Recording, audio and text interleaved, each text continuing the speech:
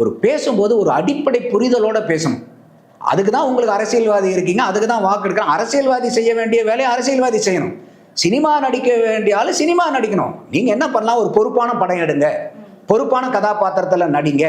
நீங்க சமுதாயத்தை சீரழிக்கிற மாதிரி கதாபாத்திரங்களையோ கதையோ தேர்ந்தெடுக்காதீங்க. விரசமான காட்சிகளை நடிக்காதீங்க. போதை பழக்கத்துக்கு அடியாகிற மாதிரி மக்கள்கிட்ட காமிக்காதீங்க. இதெல்லாம் ஒரு நல்ல அறிவுரை. ஏன்னா இன்னைக்கு ஒரு நடிகனா இருக்கும்போது ஏகப்பட்ட பேர் அவங்கள பாக்குறாங்க. இது பாட்டாளி மக்கள் கட்சி கூட சொன்னாங்க. அப்ப ரஜினிகாந்த் சிகரெட் பிடிக்கிறது அவங்க போராடினாங்க. ரஜினி அதை உணர்ந்துட்டு இல்லை, இனிமேல் நான் சினிமாவில் அந்த மாதிரி செய்ய மாட்டேன்னு சொல்லிட்டு அவர் முடிவு எடுத்தார். என்னன்னா அது இன்னைக்கு தன்னுடைய கதாநாயகன் ஒருத்தன் தம்ம ஸ்டைலா அடிக்கிறனால இதை குடிக்கிறவனே இவனை பார்த்து ஸ்டைலா குடிக்கிறாங்க. அது ஏற்புடைய வாதம். அது கூட இன்னைக்கு ஒரு நடிகன் எத்தனையோ நல்லது செய்யறான், உடனே அதை பார்த்து போய் மனுஷன் செஞ்சிடறானா. ஆனா ஒரு கெட்டு போறதுக்கு ஒரு வாய்ப்பு இருக்கும்போது இதெல்லாம் ஒரு நல்ல அறிவுரை சொல்லலாம்.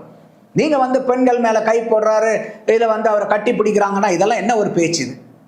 அதனாலதான் இன்னைக்கு போக்சோ கொடுத்துருக்காங்க. இப்ப அதுக்கெல்லாம் அவர் போய் இன்னைக்கு அவர் தான் அதுக்கெல்லாம் பதில் சொல்லணும். இதெல்லாம் தேவையா? இன்னைக்கு போக்சோல போகக்கூடிய ஆட்கள் எப்பேற்பட்ட ஆட்கள்? இன்னைக்கு அவங்களோட ஒரு ஆளா அவங்களை கொண்டாந்து வச்சுட்டாங்கல்ல. அப்ப நீங்க ஒரு கட்சி தலைவரா இருக்கிறவரு, நீங்க இன்னைக்கு ஒரு போக்சோ குற்றத்துக்கு உங்க மேல ஒரு குற்றம் சாட்டுறாங்கன்னா இந்த நிலைமை உங்களுக்கு தேவையா?